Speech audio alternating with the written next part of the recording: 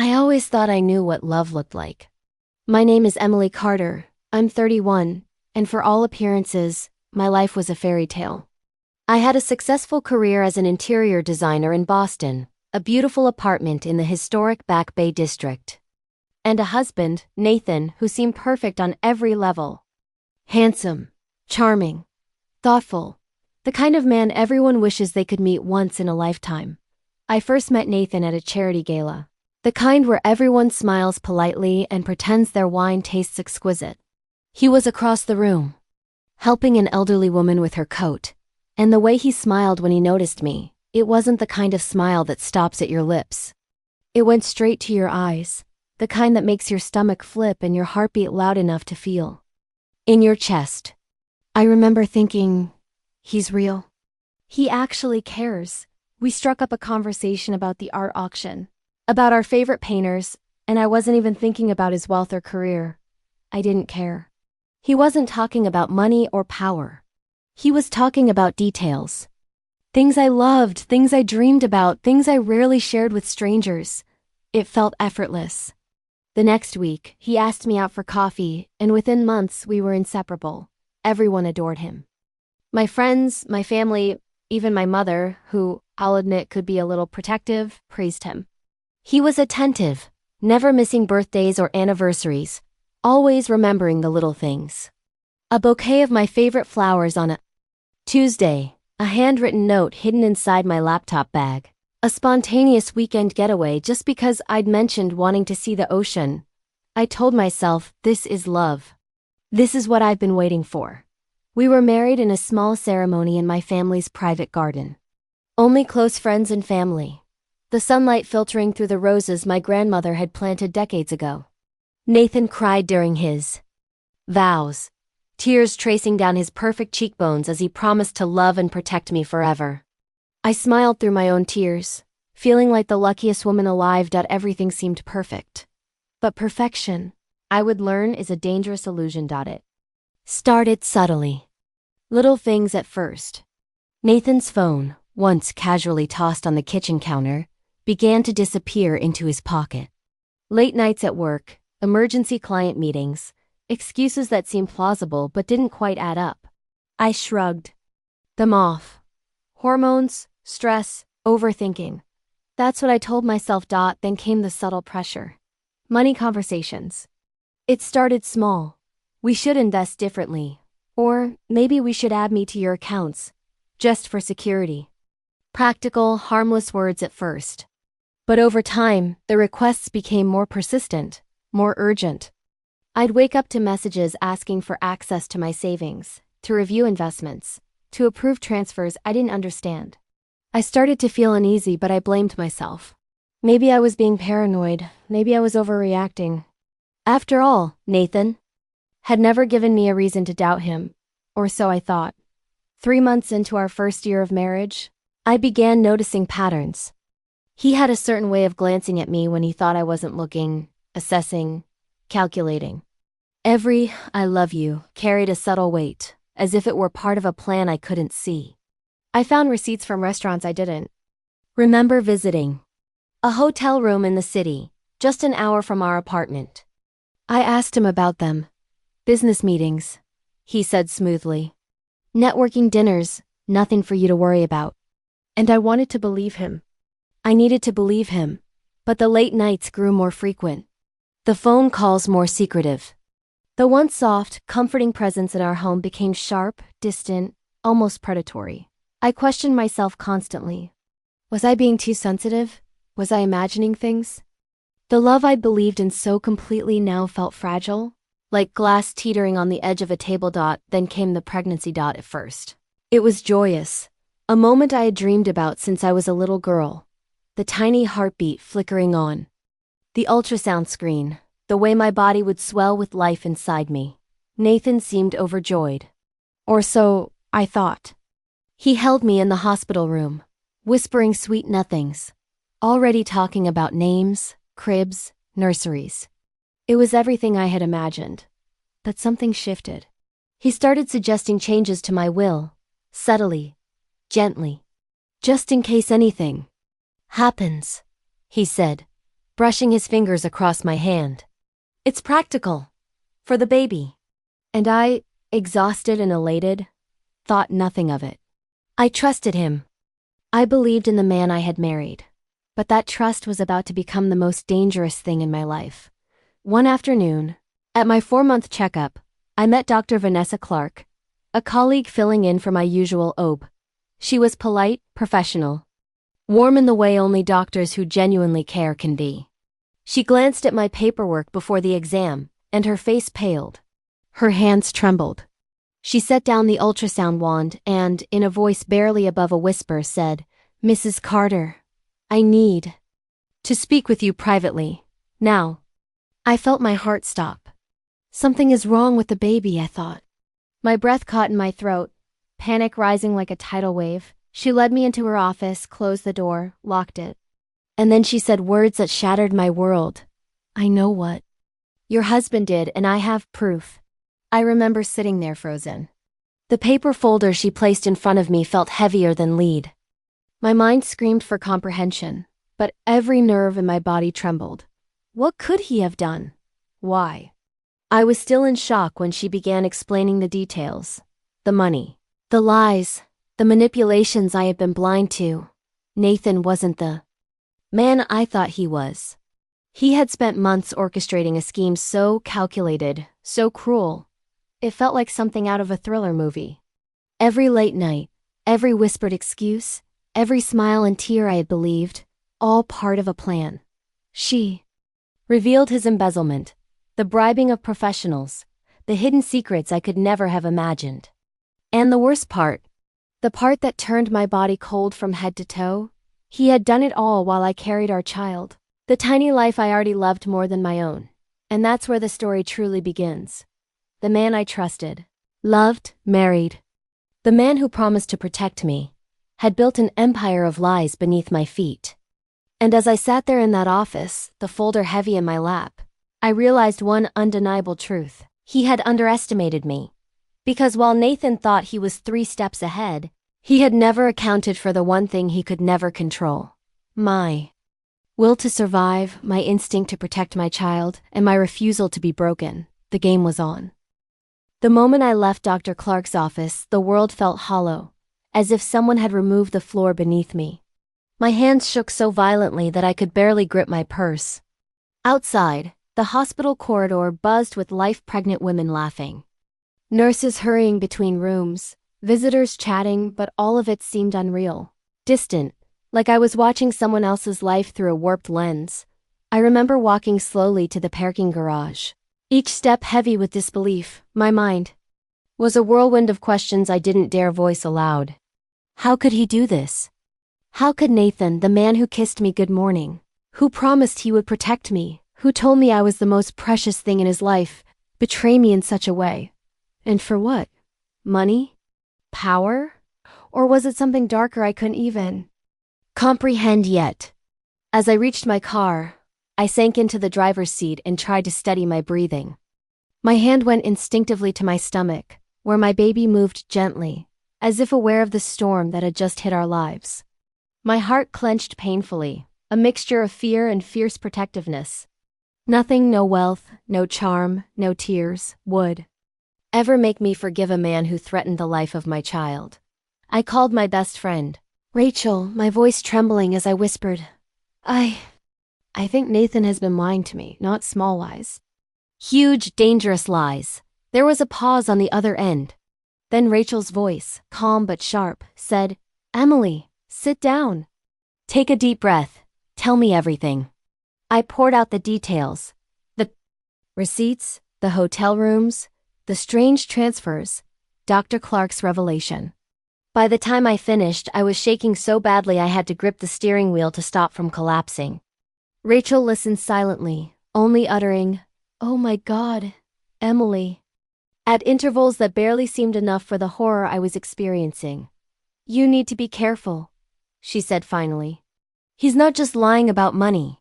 He's manipulating everything around you. You can't confront him yet. Not without proof." Proof, that word rang in my ears like a death knell. I had the folder, yes, but Nathan was clever, charming, and meticulous. He had spent years weaving a perfect facade. If I confronted him prematurely, he would know I suspected him. And I feared he could destroy everything me, the baby, our life before I had a chance to protect myself. That night, lying in bed. Beside him, I watched him sleep. His chest rose and fell rhythmically. The familiar warmth of his arm around me felt alien. I wanted to recoil, to shake him awake and demand answers. But something in me, the instinct to survive, the instinct to shield my child, told me to wait. I needed to understand the full extent of his deception before making a move. Over the next few days, I watched him carefully. I noted every late-night text, every whispered phone call, every excuse that didn't quite add up. He smiled at me, kissed my forehead, whispered, "I love you," as if nothing had changed. But I was no longer blind.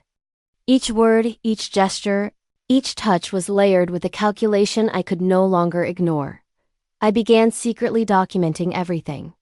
Receipts, bank statements, photos of hotel keycards, screenshots of odd messages I found.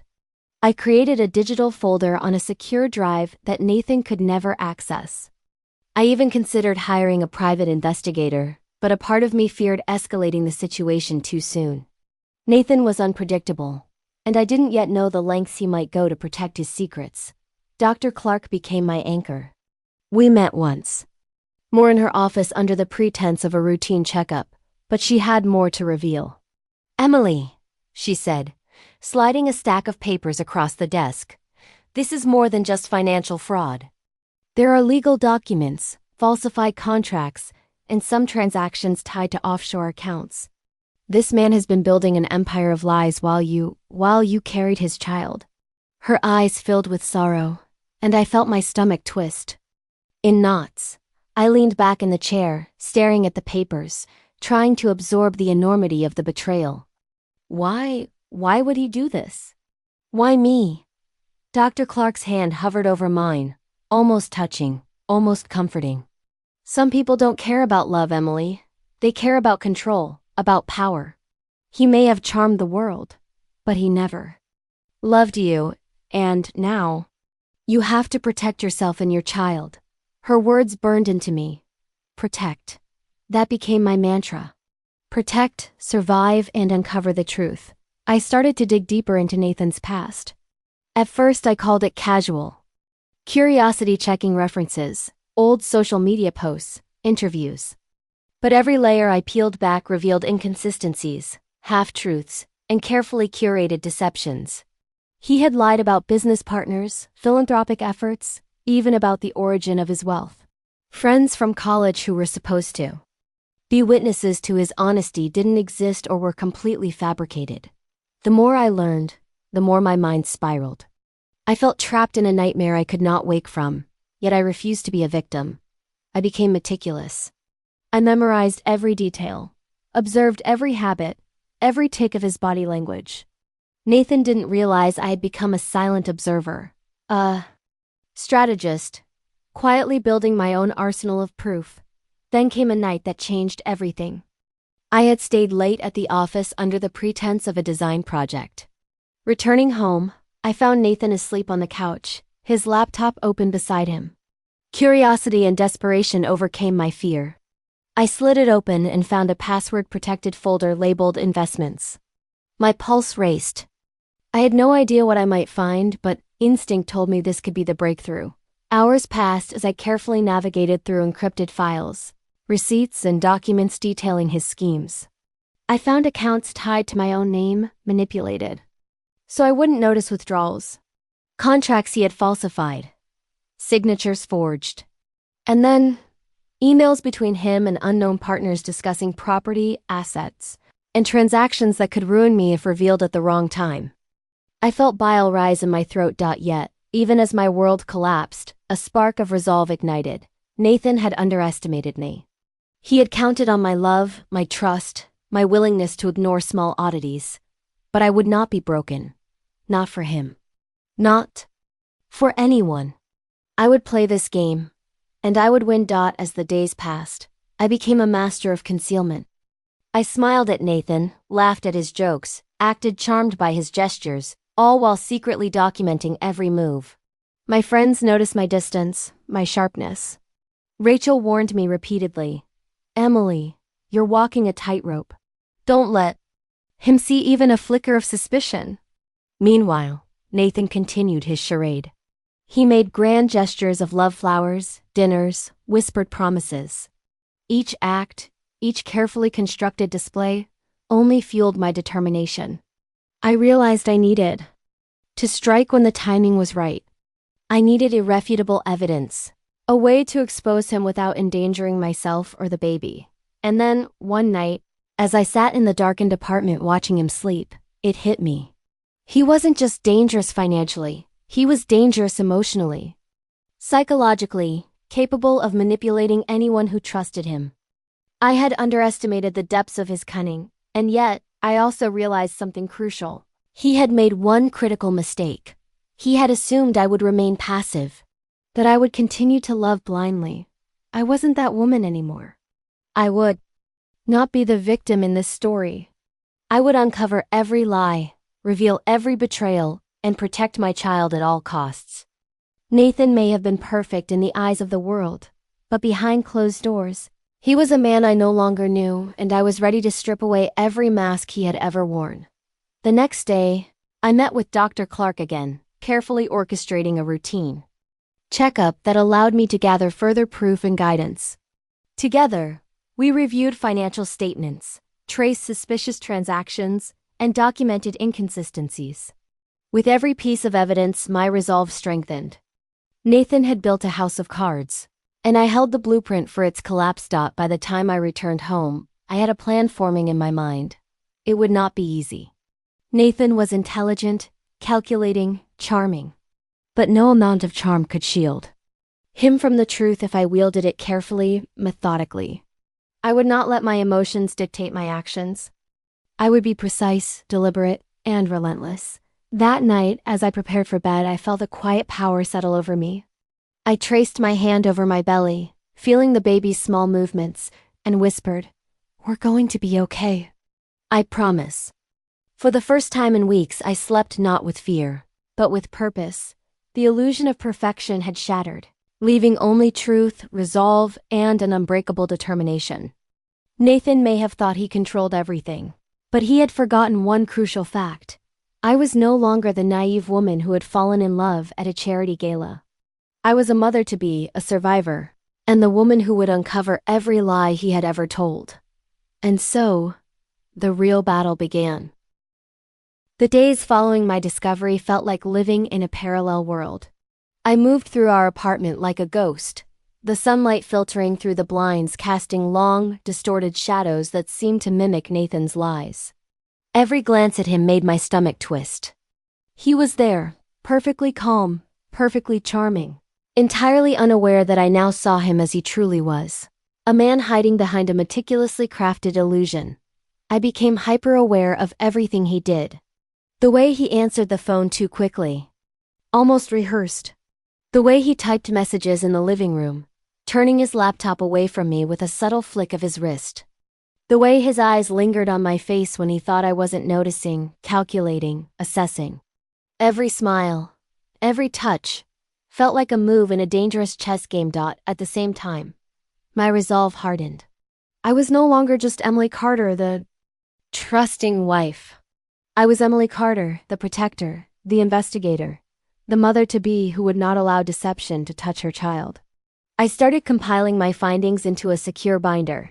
Screenshots of suspicious texts, copies of bank statements, invoices from unknown sources. Each piece of evidence was a brick, slowly building the foundation for the confrontation I knew I would need to have. Nathan, for his part, continued his performance flawlessly. He brought me flowers at unexpected times, kissed my forehead when he thought I wasn't looking, whispered sweet assurances about our baby. I had to suppress a shiver every time he did, because beneath the surface I knew he was not sincere. He believed he could continue manipulating me, just as he had manipulated so many others before. One evening, Rachel and I met at our favorite cafe, a cozy little place tucked between two bookstores. She had become my confidant, my sounding board, my anchor.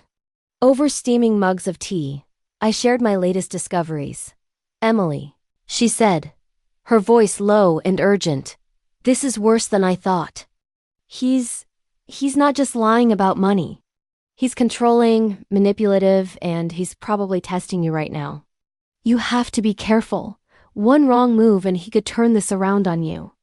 "I know," I said, feeling the weight of my own resolve. "But I can't do nothing. I have to protect myself and the baby. I've documented everything. I'm watching him every move, and I'm not afraid anymore." Rachel reached across the table, gripping my hand. "You're stronger than you realize. But promise me you won't confront him yet. Not until you have undeniable proof. You can't risk it." I nodded, silently agreeing, even as my mind raced with strategies. Each day, I gathered more information. I became adept at observing him without raising suspicion, learning his routines, identifying the subtle cracks in his facade. He still believed I was the naive, adoring wife he could manipulate at will. He had underestimated the fire that had been ignited within me. Then came the first clear sign that my patience would soon pay off. One night, Nathan left his laptop on the kitchen counter while he went to take a shower. I approached it cautiously, knowing that any slip could alert him. The screen was open to an email conversation that froze me in place. It detailed a plan to move funds through multiple accounts, cleverly disguised as legitimate business transactions. And there it was, his arrogance. He had left timestamps, account numbers, and even brief mentions of the very evidence Dr. Clark had provided me.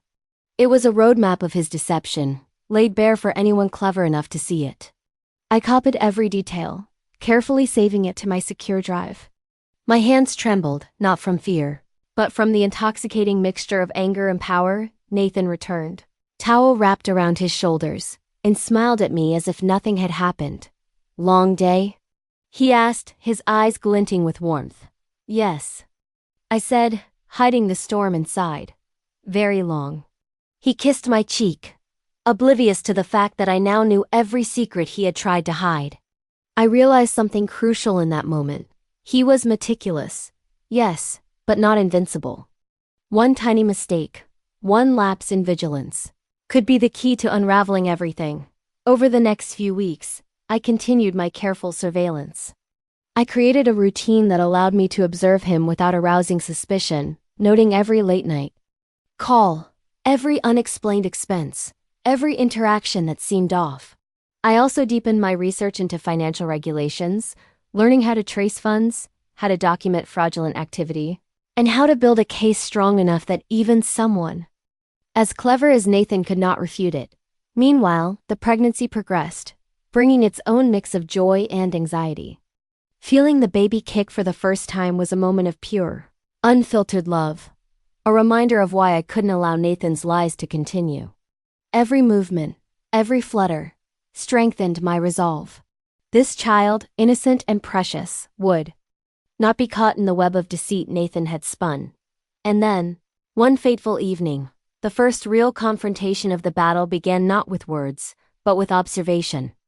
Nathan had gone out under the pretense of a business meeting, leaving his phone behind on the kitchen counter. Curiosity and instinct compelled me to check it, carefully navigating through messages, emails, and contacts. What I discovered made my blood run cold. There were multiple threads of communication with unknown individuals, accounts that didn't exist, investments that were fabricated, and, most shocking of all, mentions of individuals he had threatened or manipulated to maintain control.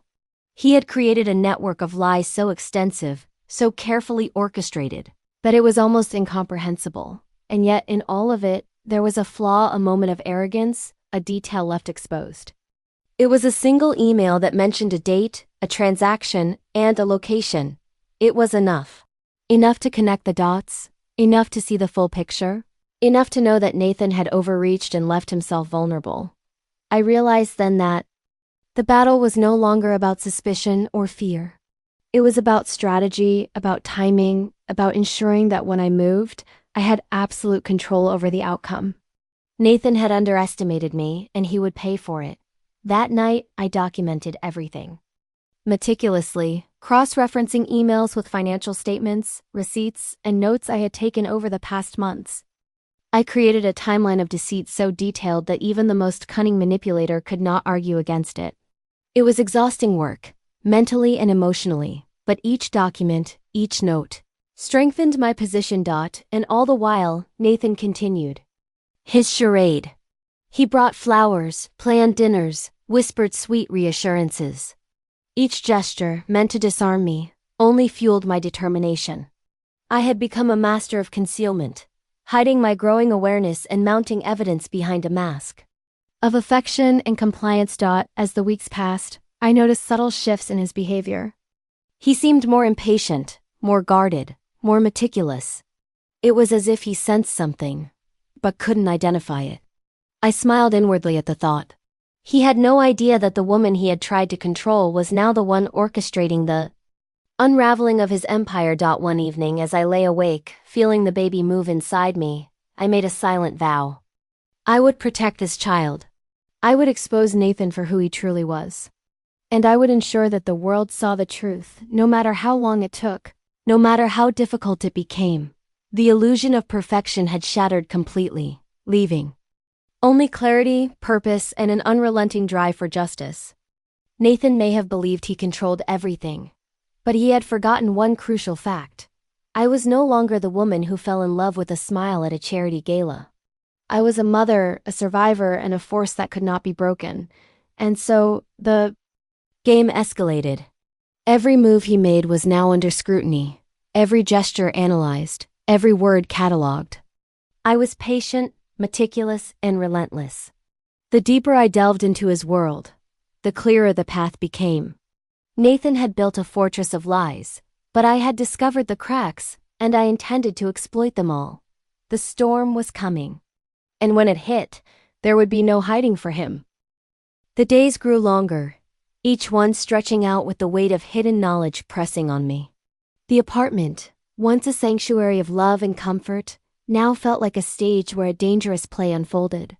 Nathan moved around me, smiling, chatting, pretending everything was ordinary, while I catalogued every action, every word, every subtle shift in behavior. I became a shadow in my own home. Every text he sent, every email he opened, every late-night phone call was monitored, documented, and stored. I created an encrypted folder on my computer, a digital fortress where evidence accumulated like a ticking time bomb. I had learned his patterns, the times he left for meetings, the days he seemed more anxious, the small quirks that betrayed him.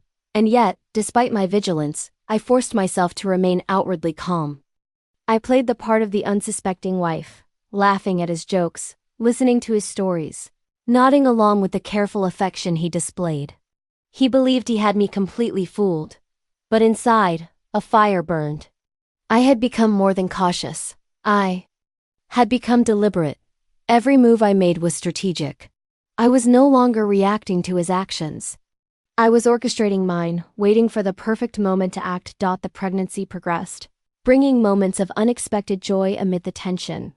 Feeling the baby move, tiny kicks and fluttering shifts inside me, reminded me why this battle was essential. This child was innocent, fragile, and deserved a life free from deception and control. Every time I placed a hand over my swelling belly, I promised silently, I will protect you, no matter the cost. I started meeting with Dr. Vanessa Clarkmore frequently, seeking both medical guidance and moral support. She had become more than my doctor. She was my confidant, my ally, the only person who truly understood the danger I was navigating. During one of our private consultations, she handed me a folder thicker than the one she had given me months before. "This is everything," she said, her voice low but steady. "The documentation, the evidence, the proof you need. You need to be careful, Emily. He's dangerous not in the way you think, but in the way he manipulates everyone around him to his advantage. One wrong step could unravel everything." I nodded, clutching the folder like a lifeline. The papers inside contained a meticulous record of Nathan's fraudulent activities, bank statements, emails, contracts, and evidence of bribery and coercion. It was overwhelming, a map of deception so complex it almost seemed impossible to unravel. But it also gave me power. Knowledge is control, and I had never felt so in control of anything in my life. I began planning my strategy in earnest. Every encounter with Nathan became a test, every interaction a chance to gather more intelligence. I observed him at the dinner table, at our friends' gatherings, even during casual moments at home. I memorized patterns, recorded inconsistencies, and carefully documented everything that seemed suspicious. And then came the first cracks in his armor. Nathan had always prided himself on his control, but subtle mistakes began to appear. A bank transfer executed incorrectly, a name misspelled in a contract, a phone call he forgot to log. These were small, almost insignificant errors, but, to me, they were opening threads I could pull to unravel the web he had spun. One evening, I decided to test him, a subtle probe disguised as casual conversation.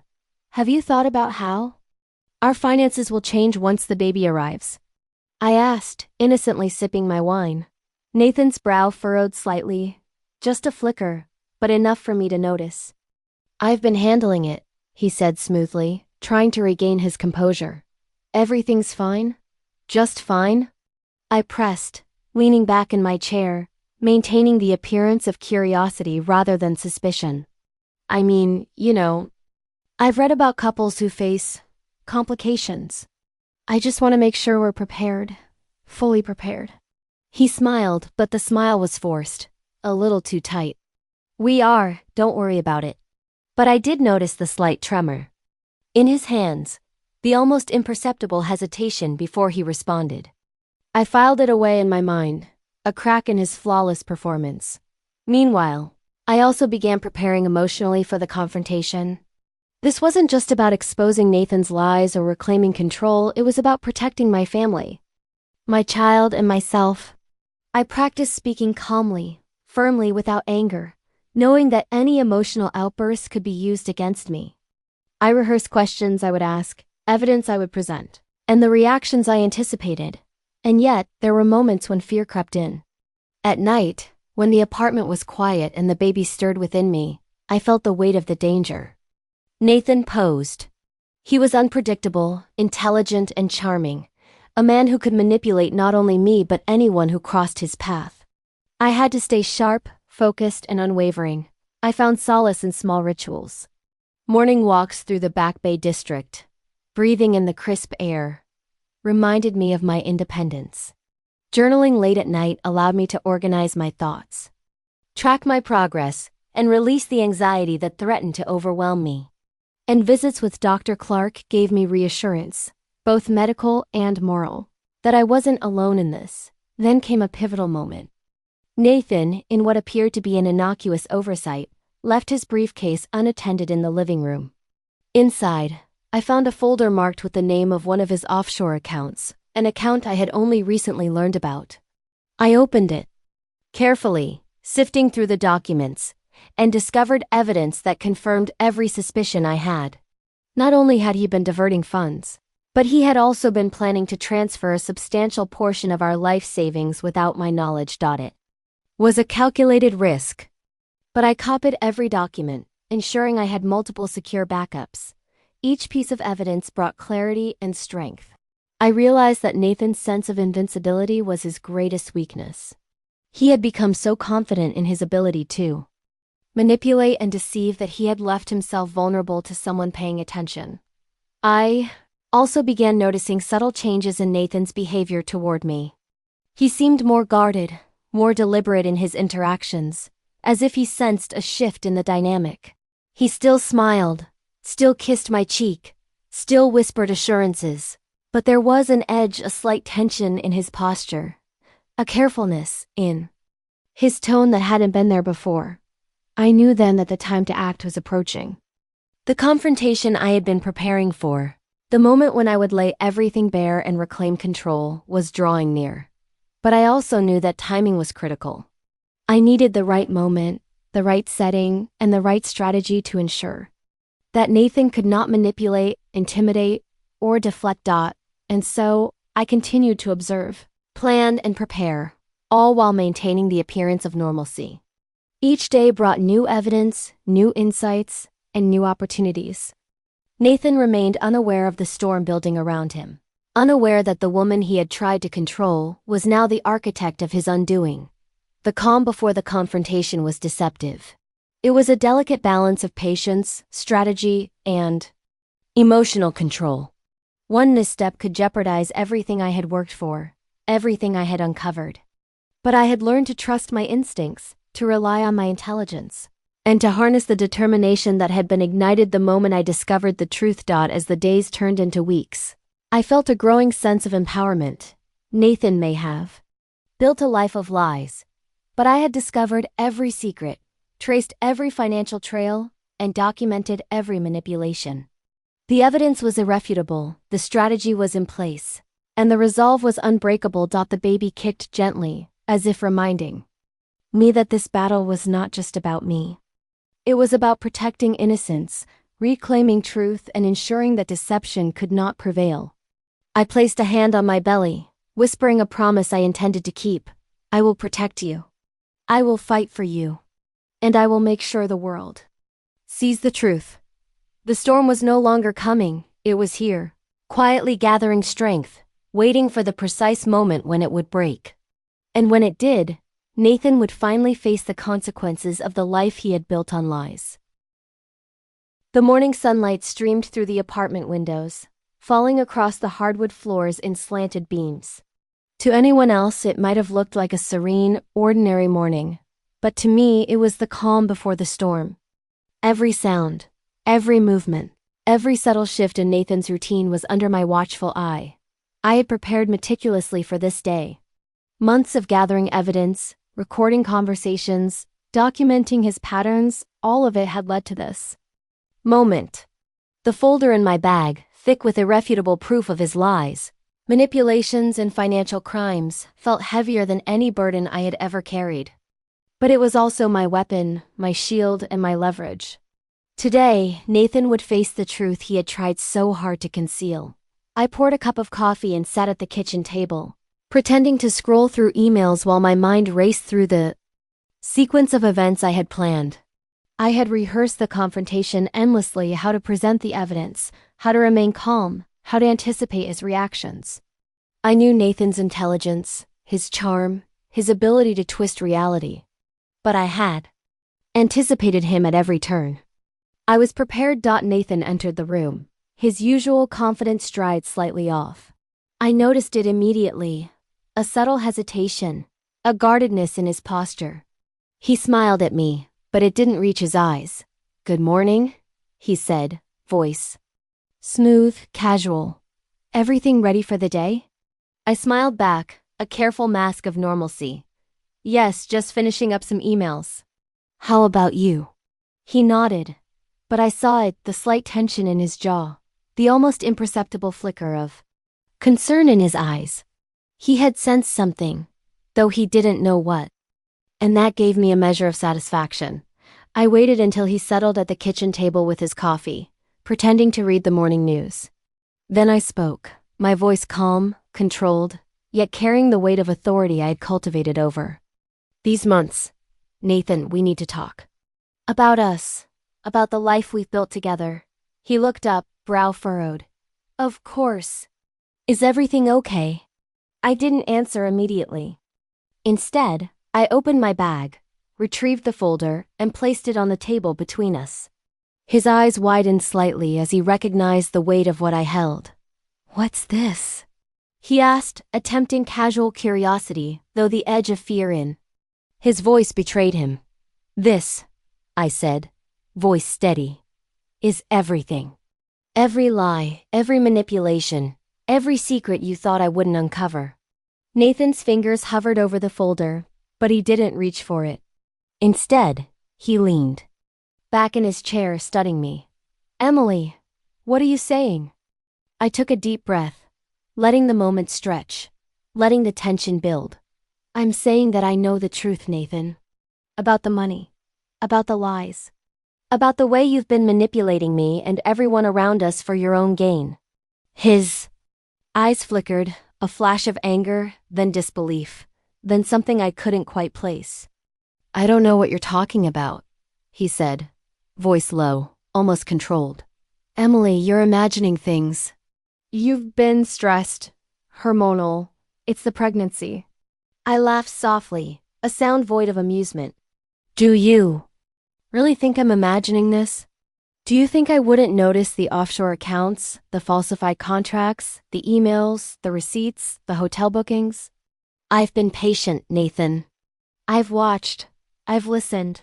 I've documented. And now you face the consequences of underestimating me. His composure cracked slightly. He leaned forward, voice sharp. You don't understand.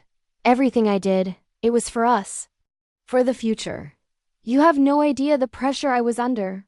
I shook my head. Pressure? You call deceit, theft, manipulation, and betrayal pressure?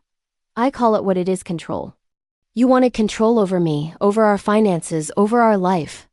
But you forgot one thing, Nathan, you didn't account for. My strength, my intelligence, or my instinct to protect what matters most. He stared at me, a mixture of fear and disbelief crossing his features.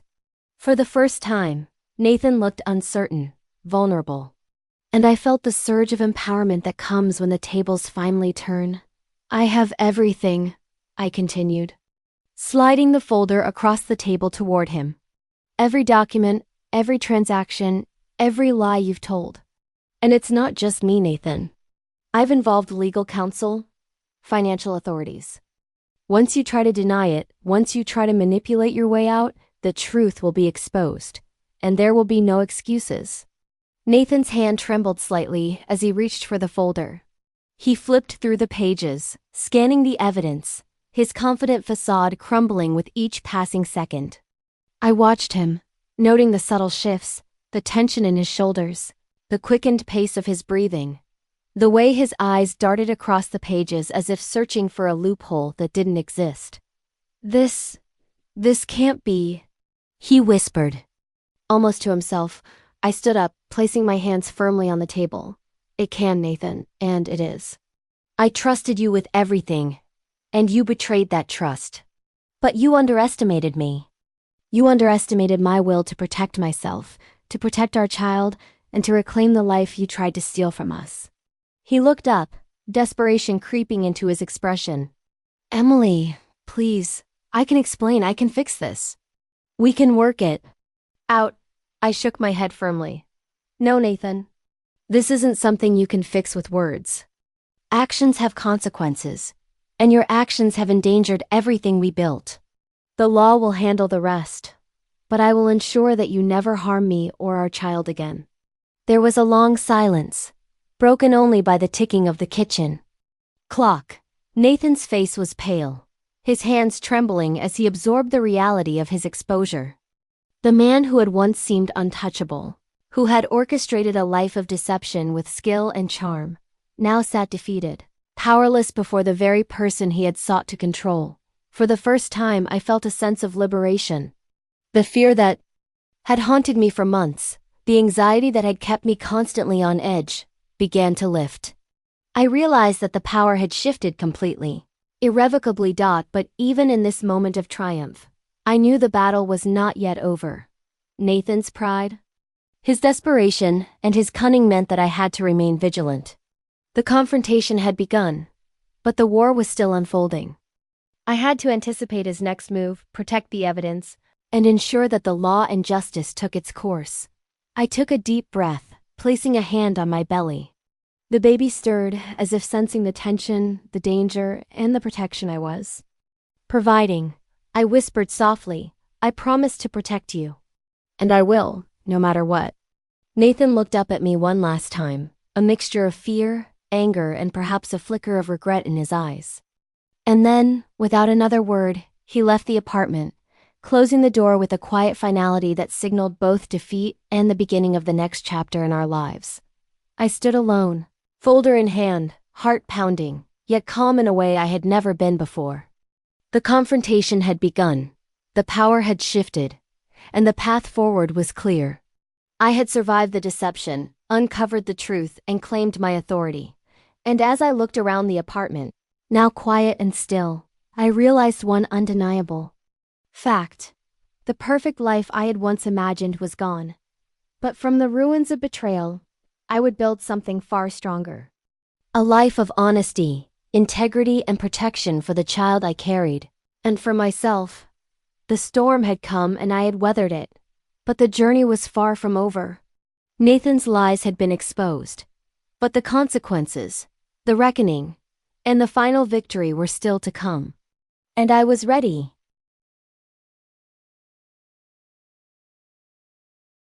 The apartment was quiet, almost eerily so, after Nathan's departure. But the silence wasn't peaceful. It was tense, charged with anticipation, the kind of tension that makes your skin feel tight and your chest ache. I set the folder on the coffee table and ran my fingers over it, feeling the weight of the evidence. The culmination of months of vigilance, careful documentation, and sleepless nights. Each page told a story of deception, greed, and manipulation.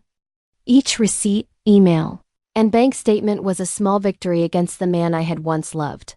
I sat down on the couch and closed my eyes, letting the gravity of what had just happened sink in. Nathan had been exposed. He had been confronted with the truth, and the man who once seemed invincible had crumbled. And yet, even in my triumph, I knew the battle wasn't over. Exposing him in private was one thing. Ensuring justice, making sure he could never harm me or my child again, was another. I picked up my phone and dialed the lawyer I had retained weeks ago. Her name was Marissa Holt, a sharp, no-nonsense attorney with a reputation for dismantling high-profile fraud cases. She answered almost immediately. "Emily, everything okay?" she asked, her voice calm but perceptive. "Yes," I said, though my voice betrayed a hint of the adrenaline still coursing through me. "Nathan knows." I confronted him. "He has the folder, the evidence. But I need your advice on the next steps. I want to make sure this is airtight." Marissa's tone turned serious. "Good. That's exactly what I wanted. Listen, this is going to escalate quickly. He may try to manipulate, threaten, or intimidate you. He's dangerous when cornered. Document everything, Emily. Every call, every message, every interaction. We need to build a case that will hold in court, and we need to anticipate his moves.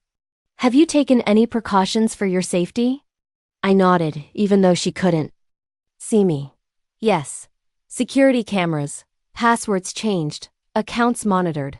I've prepared for this. But I need to know what comes next." "We move swiftly," she said. "File for a temporary restraining order, secure the finances, and begin a formal investigation into the embezzlement and fraud. This isn't just about exposing him, it's about protecting you and your child. And Emily..." She paused, voice softer now. "Don't underestimate him. He'll try to manipulate the narrative. He'll try to make you doubt yourself. You have to stay focused." "I will," I said, determination settling over me like armor dot by the time I hung up. Nathan's absence was a relief and a new source of anxiety all at once. He could be plotting, calculating, trying to figure out a way to turn the situation back in his favor. But for the first time in months, I felt in control. I had the evidence, I had the law on my side, and I had my instincts, sharpened and honed by months of survival. The next days were a whirlwind. I met with Marissa, who meticulously guided me through every legal step. We filed for a restraining order, froze joint accounts, and coordinated with financial investigators to trace Nathan's transactions. Every interaction with Nathan was now documented. Every conversation carefully recorded. Nathan's response was swift. Within 24 hours of the confrontation, he sent a series of increasingly desperate messages, texts, emails, even handwritten letters slipped under my door. He tried to guilt, manipulate, and charm, attempting to make me question my actions. "Emily, I can explain everything. You don't understand the pressure I was under. Please, don't ruin us," one message read. I read it once, folded the paper neatly, and placed it in a folder labeled evidence. I didn't respond. I didn't have to. His words, like every lie he had ever told, now worked against him. The investigation unearthed more than I had anticipated. Nathan had hidden accounts, offshore investments, and falsified contracts that implicated him in multiple fraudulent activities. Each revelation tightened the noose around him. My shock at the depth of his deception was tempered by the grim satisfaction that justice was within reach. One afternoon, I received a call from Dr. Vanessa Clark, the OB who had first revealed Nathan's deception. Her voice was warm but urgent. "Emily, I just wanted to check in," she said. "You're doing the right thing. And you should be careful. Men like him, they don't take defeat well. But you're strong, and you're not alone."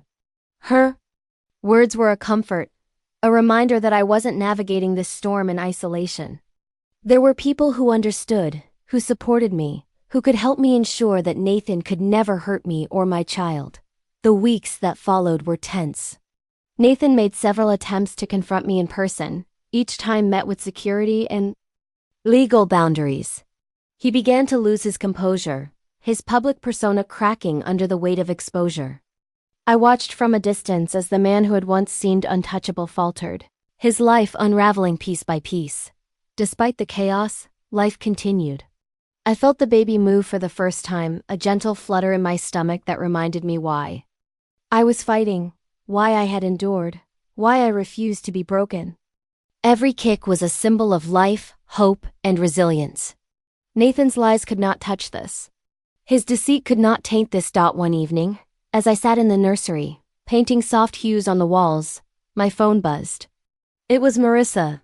"Emily," she sighed, voice measured but urgent. "We've got a breakthrough." The investigators traced one of Nathan's offshore accounts to a shell company linked to multiple fraudulent activities. "This is enough to move forward with criminal charges. The financial authorities are ready to proceed." I exhaled, a mixture of relief and lingering tension. "So, this is it? The beginning of the end?" "Yes," she said. "For him, certainly. And for you, a step toward reclaiming your life." That night, I sat by the window, looking out over the city lights. The skyline shimmered, a reflection of possibility and hope. The fear that had haunted me for months began to dissolve, replaced by a quiet confidence. I realized that Nathan's power over me had always been an illusion. The true power lay in knowledge, preparation, and courage. The confrontation had escalated into a legal battle, but more importantly, it had become a personal reckoning. I was no longer the woman who blindly trusted, who believed in the perfection of a facade. I was Emily Carter, strong, vigilant, and unwavering. And yet, even as I embraced this newfound strength, a part of me mourned the life I had imagined. The fairy tale. The perfect marriage, the husband I thought I knew, all of it was gone. But from the ashes of betrayal, something stronger was emerging. Over the following months, the case against Nathan gained momentum. Court dates were set. Investigators worked tirelessly, and the evidence was irrefutable. Nathan's attempts to manipulate the system failed at every turn. The man who had once controlled every aspect of my life was now at the mercy of truth and law. Through it all, I focused on the baby growing inside me. Every kick, every movement was a reminder that life persisted, that love endured, and that hope could flourish even in the shadow of betrayal. I decorated the nursery with care, each item a symbol of safety, comfort, and new beginnings. Finally, the day arrived when Nathan was summoned to court. I watched from a distance, heart pounding, as the man who had caused so much pain faced the consequences of his actions. His charm, his smiles, his manipulations, they meant nothing now. The law, backed by evidence and truth, held the ultimate authority. As the proceedings unfolded, I felt a sense of vindication. Not revenge, not malice, but the quiet satisfaction of justice served. Nathan's lies, once so carefully constructed, were laid bare for all to see. And through it all, I remained steadfast, calm, and resolute. When the court adjourned, I walked outside into the crisp air, my hand resting on my stomach. The city around me buzzed with life, indifferent yet full of possibility. I felt a profound sense of liberation. The chains of deception had been broken, and a new chapter had begun. I whispered softly, "We survived." We'll thrive. And for the first time in months, I believed it. The weeks following the court summons were a blur of anticipation, preparation, and sleepless nights. Every morning, I woke to the weight of responsibility pressing against my chest, not just for myself, but for the life growing inside me. Every kick of my baby was a reminder that the stakes were higher than ever. Nathan's shadow loomed large, but I refused to let fear dictate my life. Marissa was relentless. She meticulously reviewed every detail of the case with me, drilled me on questions I might face, prepared me for Nathan's potential strategies of manipulation. "He'll try to gaslight you, Emily," she warned, her voice firm. "He'll attempt to make you doubt your memory, your instincts, your very sanity. Don't let him. Hold fast to the truth, you know it. And now everyone else will too." I nodded, feeling the weight of her words but also drawing strength from them. Nathan had underestimated me for too long. He had believed that his charm, his wealth, and his cunning could control everything, including me. He had been wrong. The day of the hearing arrived with a gray, overcast sky that mirrored my tension. I had dressed carefully, choosing a simple yet professional outfit, comfortable shoes, and a soft scarf that Nathan would never have suspected held a hidden recorder, just in case. Security protocols were in place. Every entry, every exit, every possible encounter was monitored. I was ready. Nathan appeared first. He looked as composed as ever, the polished exterior intact, but there was a subtle tension in his jaw, a slight narrowing of his eyes that betrayed anxiety. He glanced at me briefly, a smirk playing on his lips, but it was fleeting. I met his gaze steadily, unflinching. The man I had once loved, the man who had manipulated me, lied to me, and stolen from me was no longer capable of intimidation. The courtroom was quiet as proceedings began. Marissa presented the evidence with precision, laying out Nathan's web of deception in meticulous detail. Receipts, bank statements, emails, contracts, all pieces of a puzzle that revealed the truth in stark clarity. Nathan's attempts to interject, to charm, or to manipulate were systematically dismantled. Every excuse he offered was countered. With documentation, every denial met with irrefutable proof. I watched from the gallery, my hands resting protectively on my stomach. The tension in the room was palpable. Nathan's confident veneer began to crack. The slight tremor in his voice as he attempted to answer questions, the sharp flicker of panic in his eyes when confronted with evidence. It was a sight I had longed for, though I did not savor it in malice. This was about truth, about justice, about reclaiming control over a life that had been almost stolen from me. At one point, he attempted a final, desperate maneuver. "Emily," he said, his voice low and pleading, "you don't understand the pressure I was under. I did what I had to do. I only wanted to protect us." I met his gaze evenly. "Protect? You stole from everyone, including me. You lied to me while I carried your child. You gambled with our lives and our future. That is not protection. That is control. That is betrayal." His face contorted, a mix of disbelief and frustration. He tried to speak again, but Marissa's sharp interjection cut through the tension.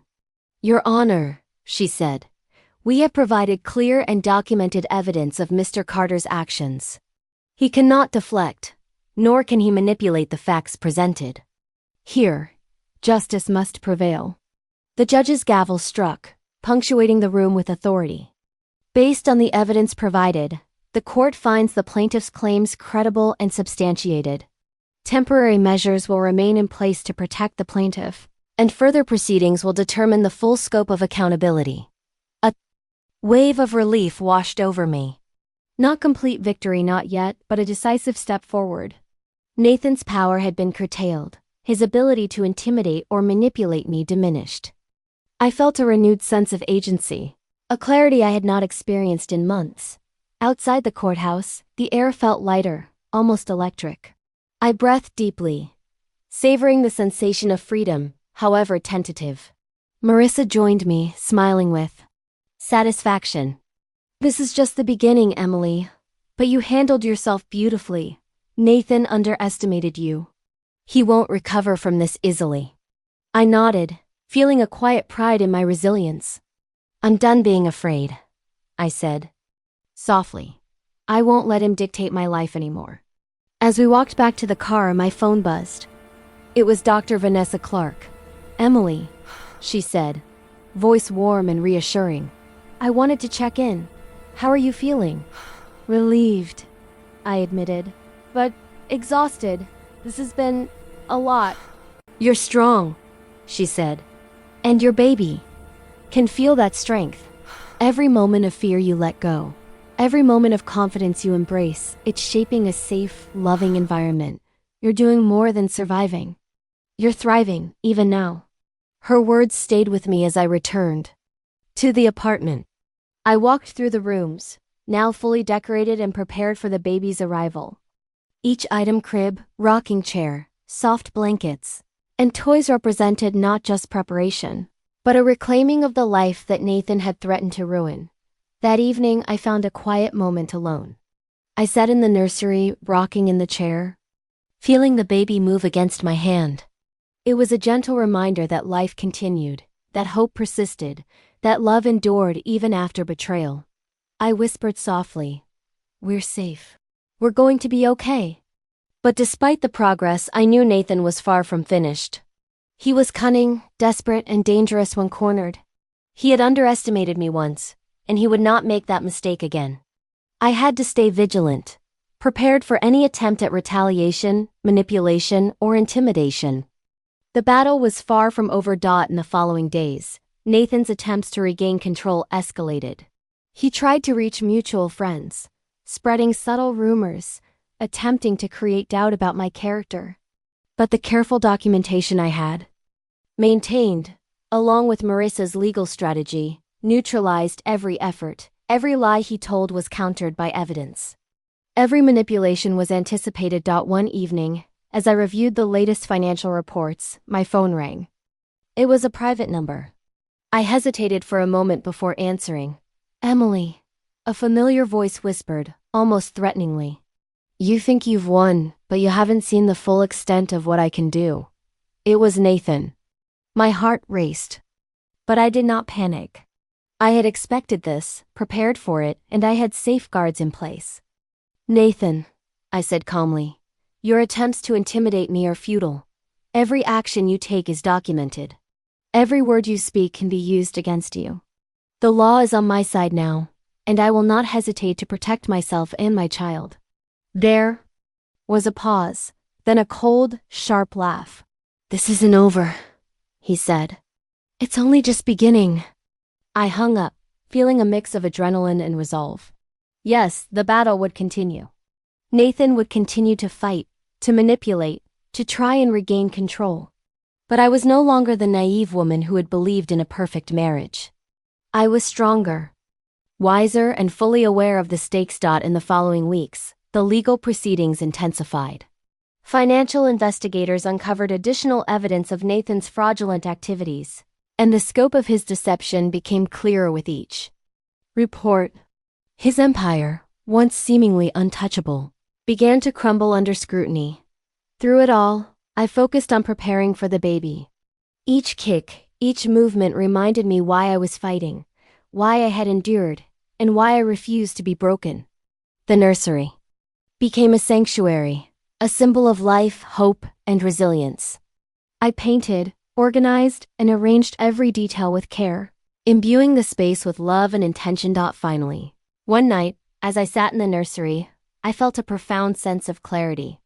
Nathan's power over me had been broken, not through vengeance, but through truth, preparation, and unwavering resolve. I realized that my strength came not from hatred or revenge, but from love for my child, for myself, and for the life I refused to let be stolen. I whispered softly into the quiet room, "We're going to survive. We're going to thrive. And nothing he does can change that." And for the first time in months, I truly believed it.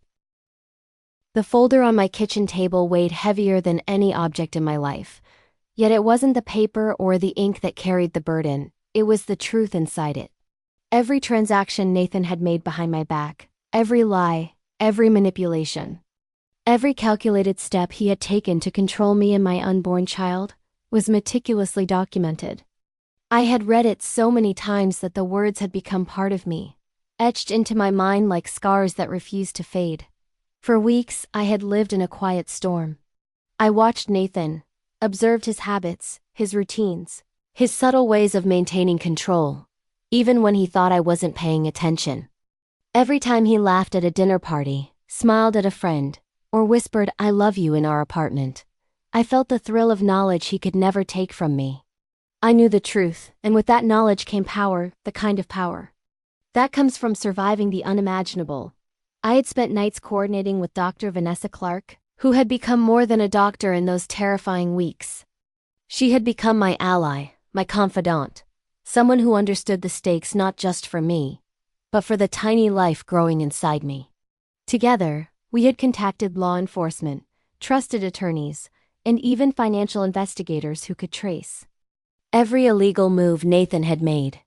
Every piece of evidence I collected was another thread in the web that would finally ensnare him, and I felt a cold satisfaction knowing that he would face the consequences of his choices. The evening of the confrontation arrived quietly, almost deceptively so. Nathan returned from work, his briefcase in hand, the familiar confidence in his stride, the casual smile plastered across his face. He had no idea what awaited him. I had prepared carefully, ensuring there were no witnesses, no chance for him to escape, no opportunity to manipulate the narrative in his favor. Every detail was planned, every step calculated. He set his briefcase down in the hall and approached the kitchen. "Emily," he said, his voice smooth, casual, the same charm he had used on me since the beginning. "You're home early." "Everything okay?" I didn't answer immediately. Instead, I gestured to the chair at the kitchen table where the folder lay, unopened yet intimidating, a silent warning. My hand rested lightly on my stomach, and I could feel the tiny movements of the life growing within me. That life was my anchor, my purpose, my reason to act with precision. He frowned, noticing the folder. "What's this?" I opened it slowly, letting the sound of paper shifting fill the room, letting him feel the weight of every secret he had buried. "Do you really want me to start, Nathan?" I asked, my voice steady, calm, cold. Nathan's confident posture wavered, just for a moment. That was all I needed to see, the first crack in the armor of the man who had fooled everyone, including. Emily, I don't know what you do," I interrupted, leaning forward, letting my fingers rest on the folder as if to claim it, to assert control. "Every late night, every hidden account, every lie, every manipulation, you think I didn't notice? You think I wouldn't see through the mask?" His jaw tightened. His eyes flickered with that old charm for a moment, a desperate attempt to regain control. But the spell no longer worked. "Emily, it's not what you think," he said softly, but the certainty that had always accompanied his voice was gone. I leaned closer, my voice dropping just enough for the tension to become almost physical. "It is what I think. And it's worse than I imagined. All of it, the money, the lies, the betrayals. You did this while I carried our child, Nathan. And you thought I'd never find out. You underestimated me. You underestimated me badly." He sank into a chair, his composure crumbling. His hands, which once gripped mine with tenderness, now trembled as if they held the weight of 1,000 regrets he hadn't yet admitted. "Emily, please." "I can explain." "Save it," I said, cutting him off, my voice slicing through the room like glass. "There is nothing left to explain. Everything you've done has been documented. Every account, every bribe, every hidden transaction is in the hands of the authorities. Every lie is now proof against you." I watched as the color drained from his face. The man who had once seemed untouchable, infallible, was now just a frightened, cornered version of himself. I had never felt satisfaction like this before, and yet it was tempered by something more profound, the knowledge that my child and I were safe. Hours later, the apartment was filled with a quiet that was almost sacred. Nathan had been escorted out by law enforcement, calm yet defeated, his empire of deception collapsing behind him. I walked from room to room, touching the walls of our home, reclaiming the space that had once been tainted by lies and fear. Every corner, every photograph, every memory was now mine to preserve, mine to redefine. The weeks that followed were a blur of legal proceedings, consultations, and planning for the future.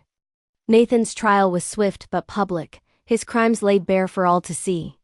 The media caught wind of it, and soon, everyone who had once envied our life or admired Nathan's charm saw the truth.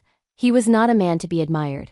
He was a man who had built his life on deception and cruelty. Through it all, I stayed grounded, anchored by the life growing inside me. I felt the baby kick during the most stressful moments, and it reminded me why I had to remain strong.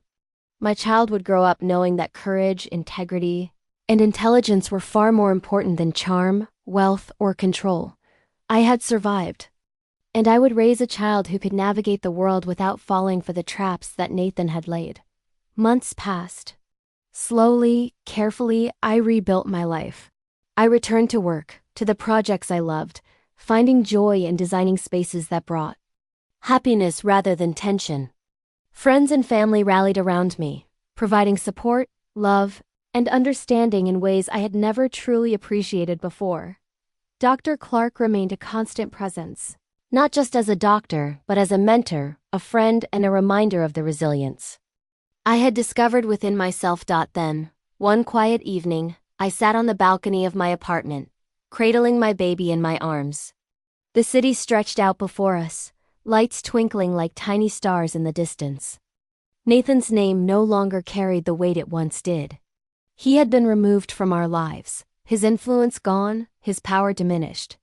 And in that moment, I understood something essential. The end of his deception wasn't just a conclusion, it was a beginning. I whispered to my child, my voice soft but filled with promise. We survived him, and we will thrive. This is our life, our future, and no one will take it from us. The sun dipped below the horizon, casting a golden glow over the city. And for the first time in what felt like forever, I allowed myself to smile freely. I had faced the betrayal of the man I once loved, the destruction of my trust, and the threat to my child's future, and I had prevailed. I was stronger than I had ever known, and I would never allow anyone to underestimate me again. Because I had learned a truth more powerful than fear or anger. Life can be shattered, trust can be broken, but strength, courage, and love, the love for oneself and for those we protect, can never be stolen. Nathan had thought he could control me, manipulate me, destroy me. He was wrong. And as I held my child close, feeling the steady rhythm of life and hope, I realized the ultimate victory was mine. Not in revenge, not in punishment, but in reclaiming my life, my peace, and the future that I had fought so hard to protect. The man who had promised to destroy me had only revealed my true strength, and that strength would carry me and my child into a life that Nathan could never touch.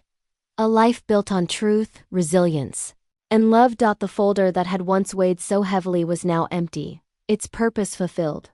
I closed it with a sense of finality, feeling the last threads of fear and doubt dissolve into the night. I had survived the storm, and now I would thrive in the calm that followed. And in that calm, I smiled, not for Nathan, not for the past, but for the future. Because I was free,